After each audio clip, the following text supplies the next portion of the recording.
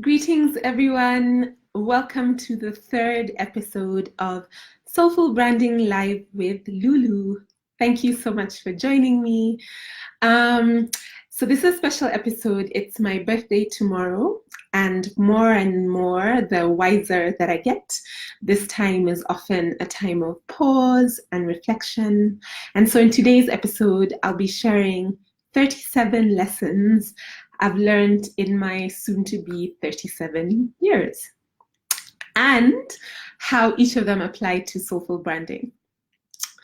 So in case this is your first episode, I'm Lulu Kitololo. I'm an artist, designer, brand consultant, festival organizer, and business network co-founder. And I truly believe that creativity can change the world. So that's what kind of runs across all the different things that I do. So I'm really passionate about inspiring people to harness the creativity that's inside of them. Some of us are more in touch with ours than others, but I really believe we all have it. So I like to inspire people and support them in harnessing them, those gifts we have in building the businesses and lives that we desire. So in 2017, I launched the Soulful Branding Challenge, which is an online course designed to help people find their voice, find their tribe, and connect with them to deliver the magic that only they can. Since then, I see soulful branding in play in so many areas of business and life, and this series of videos exists to explore some of these. So 8 years ago, I created a 29 lessons from 29 years list. So today I'm really carrying on from there and adding the profound things that I've learned since. So you can read the original 29 on my blog, Afri-love.com, but I wanted to quickly whiz through them now. But please do check out the full post for all the anecdotes behind the lessons, relevant links. Some may not make total sense from me just listing them here, but here goes. So 1, passion can pay. 2, you can live on a lot less money than you think you can. 3, you already know what you need to do. 4, there are many ways to get to Mombasa. 5, not making enough time for yourself is the quickest route to misery. 6, sanity is overrated. 7, talent is overrated. 8, without space, creation cannot take place. 10, being healthy of mind, of body, of spirit has to be the utmost priority. 11, running is not for everyone. 12, save at least 10% of your earnings. 13, debt is a dark hole to be avoided at all costs. Steer clear. If you get a credit card, you will use it. 14, your complaints have roots in dissatisfaction with yourself. 15, family is home. 16, be selfish. 17, wrong and right are inadequate as universal judgments. Ultimately, there's just what you do and what you don't do. 18, every thief has 40 days. It's a saying my mom always uses. 19, another saying that my mom uses a lot, bure yaumiza. So you can check out the post for the translation. 20, gratitude is powerful beyond measure. 21, writing reveals many answers and solutions. 22, do what you feel, go with the flow, tune into the universe. 23, your mind has immense power over your reality. 24, don't let others make you feel bad about who you are. 25, guard your joy. 26, assert your standards if you want them to be met. 27, interrogate what is expected of you. 28, complacency is deadly. 29, when the worst happens, it's never as bad as you'd imagined it would be. And 30, so I did I did cheat there. It was supposed to be 29 lessons, but I added a bonus one. And it's actually one of my favorite quotes. This one is from Tennessee Williams, and it's, "There's a time for departure, even when there's no certain place to go." So yeah, so those are actually 30 and not 29 lessons, but still I won't shortchange you. And I've prepared 8 more that I'd like to add along, like I said, along with how they relate to soulful branding. So the first of this is something that has been coming up a lot lately, and it's figure out what your boundaries are and learn how to assert them. And this applies to so many aspects of life, I feel. For example, there's creating boundaries between work and the rest of your life. So how much time will you devote to each? What spaces will be sacred for which activities, and so forth. There's also asserting your boundaries with the people in your life, your parents, your partners, your siblings, children, friends, etc. And I think with growing self-awareness, you start to recognize what drains you and what restores you, and you start to feel less guilty about removing the things that drain you and asking for more of the things that restore you. And ultimately, I feel it's about creating conditions for your best self to shine, for your own well-being, first and foremost, but then also so that you can bring your best to every situation, to every relationship, etc. And this applies to how you show up for the people you want to serve. So now, thinking about your branding, whether that's personal branding or if you have a business, but it's totally about soulful branding. Are you creating conditions for your brand to be expressed in its full glory? Are you removing the things that are holding you back and focusing on the things that give your brand life? So my second one is space expands. So having no time is the biggest excuse in the book, and we know we've all used it. We all use it, with ourselves and with others, because ultimately, why I say it's the biggest excuse in the book is because ultimately we can make time. I find that when I decide to make time for the things that are important to me, there is plenty of it. So sure, it involves what may initially feel like sacrifices, but I usually discover that a lot of the things that I've ended up not prioritizing to make time for what I want actually aren't that important at all. In fact, I can often live without them. So when I create space for the things that count, I experience more space in my life. And so this is about being discriminating and focusing on what is essential to me, for me to be the best me. And so this applies to your branding too.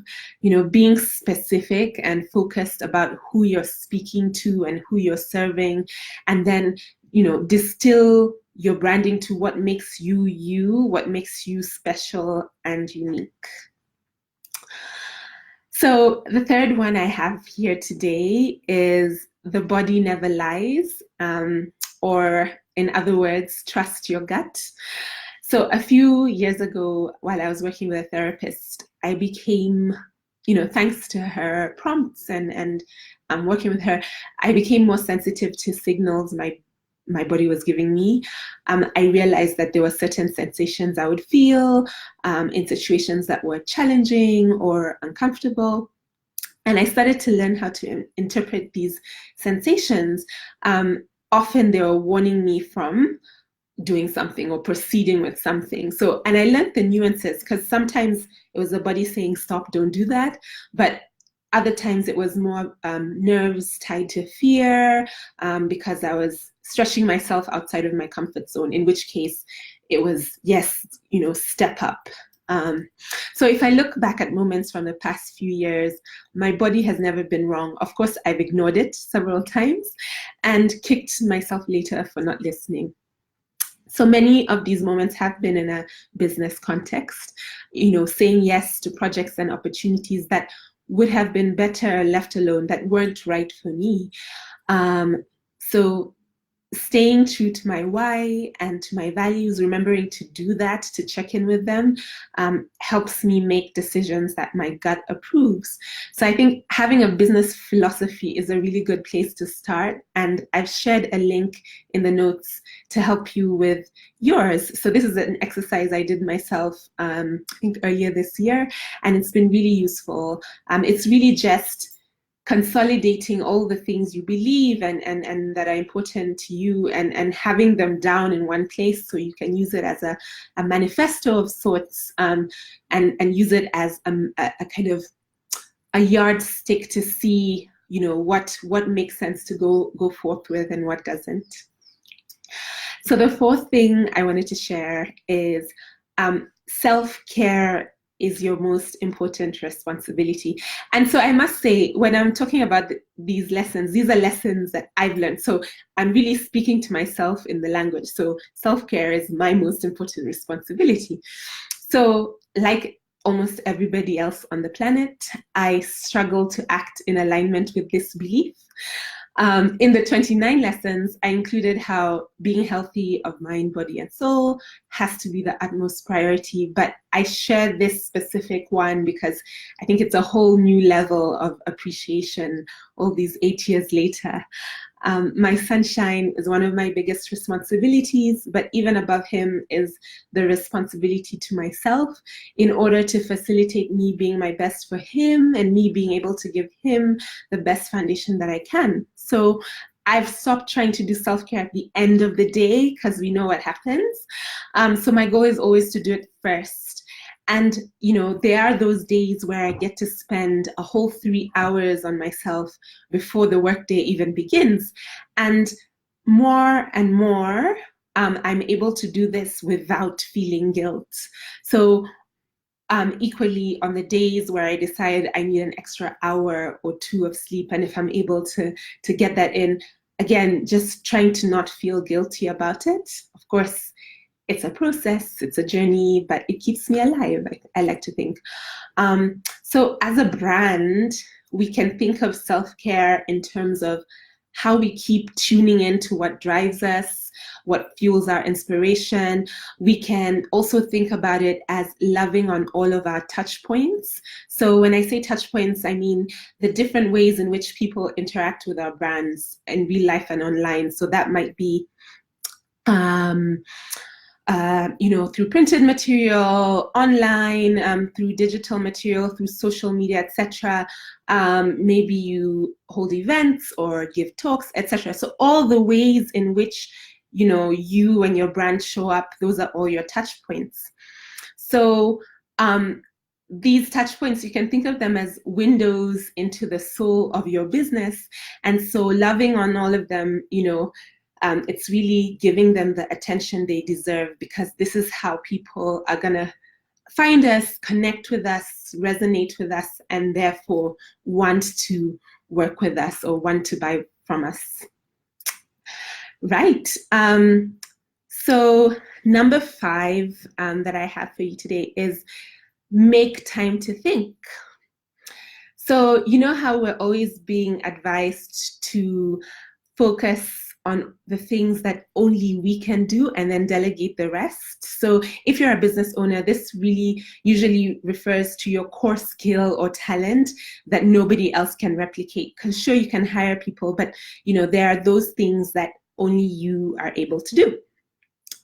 So often, I think this skill or talent is a result of you thinking differently to how others think.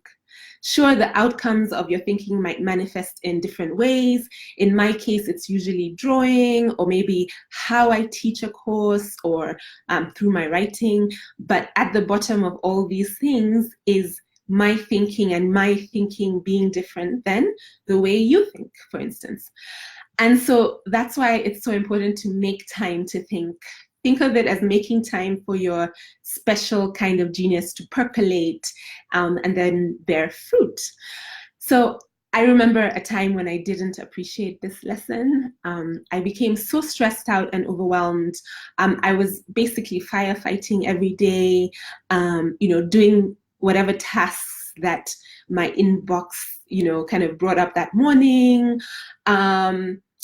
Not making any time to think because I didn't have time, and so my body started to rebel. And that made me pause and listen. So these days, I make time to think through my almost daily journaling practice, but also through having monthly business planning days. So days, usually I do it on the last day of the month, where I go to a different location, and I have my list of things that I need to do, or to think about, and to really give myself that space.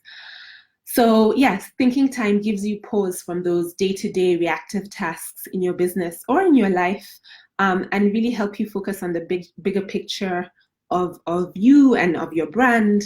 So it will help you to keep innovating around how you can bring more of your special magic to your tribe and achieve your goals in the process too, which I think is ultimately what we all want to do.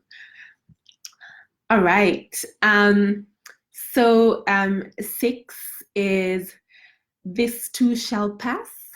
There have been so many tough moments where I felt completely overwhelmed by life, where I've wanted to give up on things, quit, admit defeat, opt out. But just like the contractions of labor, there comes a point where you realize that, okay, this is the peak of intensity, or this is the rock bottom, and things can only get better or easier from there. So I think it's then when you appreciate that this too shall pass, and it always does. So perhaps you've put your heart and soul into how you speak to your audience, and maybe you're not getting the response that you desire. You've put in all of this work and you're just not seeing results. Be curious, be observant, ask questions, be teachable, be open to learning and growing, make adjustments, as you learn of the need to do so, and trust that there is a tipping point. All right. So 7. Unconditional love teaches patience and composure like nothing else. So I think I didn't truly know what unconditional love was until I had my son. And this has also helped me to understand my parents in a completely new light. All those times I expected them to be so angry with me when I was younger for, bad things I'd done or ways in which I disappointed them. And instead, their reaction was just one of love. I totally get it now. My reaction in these moments is always one of empathy above all else. And, when you can empathize, you also can have composure and patience. And empathy is one of the things that will really make your branding stand out. If you can empathize with your ideal audience, you can connect to them, and in a meaningful way, in an authentic way. So I think when it comes to your brand, think of this as your job being to show your audience that you understand them, you understand what they desire, you understand what they're struggling with, and that you can resonate with that, and then of course you can help them with that, as with kind of turning things around. All right. Number 8, and I can't believe I've gotten through this so quickly. So number 8 is honor your emotions. So in recent years, I learned about highly sensitive people and empaths, and I was so excited to find out that I'm not just an emotional mess. It felt like my experience was being validated, and I was being affirmed for all those times when somebody told me, stop being so sensitive. I have realized, and I think I always appreciated on a level, that our emotions are a gift in more ways than we realize. I have seen and understood the power of emotion, the world-changing power of emotion. I really believe in that. In fact, the first module of the Soulful Branding course is titled Let's Talk About Feelings. And I really believe everything starts from there. Even when I started the Afri-love blog over 9 years ago now, I remember writing about the power of emotion. I'll try and dig out the post. It's probably from 2010. But yeah, I really believe in this. And so, yes, those are the 8 additional lessons that I wanted to add to the 29/30 from 8 years ago. But I'd like to also, as usual, ask some questions to you guys and leave you with some things to ponder. So please do share in the comments if you feel compelled. You might inspire somebody else. And I know I started a thread in the Afri-love women group earlier this week called Life Changing. And there've been some amazing shares on there. So check it out if you haven't already. But basically people sharing the one thing that they've learned or that has happened to them that has had a life-changing effect. So questions for you. Yeah. What are the most important life lessons you've learned? What situations or moments have transformed you in profound ways? And how do you want to feel, going back to the emotions bit, how do you want to feel when it comes to your personal or business brand for the rest of this year? I would love to hear your responses. So please feel free to drop them in the comments. And just to wrap up, really, thank you for watching. Sharing these lessons, things always feels really vulnerable, so thank you. And if you've enjoyed today's episode and are watching on Facebook, please like it and share it with others. If you're watching on my blog, please drop a comment and share the link as well. And stay tuned for episode 4 next week. So next week, I'll be sharing what I feel are the most important steps when you're working on branding or rebranding for your business or for your personal brand. I'll be sharing what I've gleaned from over 10 years working with over 100 branding projects. It will go live in the Afri-love Women Facebook group on Wednesday, 14th August at 3 p.m. East Africa time. And it will be subsequently shared on my blog, afrilove.com, and via my mailing list. And speaking of my mailing list, it's the place to be for weekly tools and treats for more mindful and joyful business and life. And the link to join is in the notes. You get to access an exclusive library of freebies as well when you do that, which I add to regularly. It includes printables, coloring sheets, affirmation cards, and much more. So plenty for you to enjoy. So everyone, thanks again. I hope you have a wonderful rest of the week. Until next time, bye.